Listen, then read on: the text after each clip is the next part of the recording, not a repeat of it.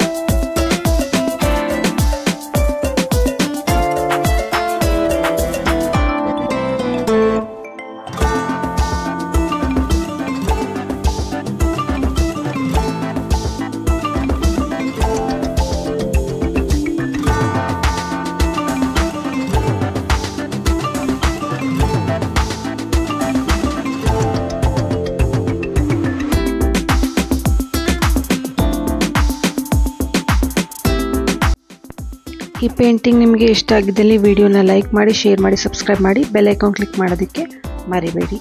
Thank you so much for watching.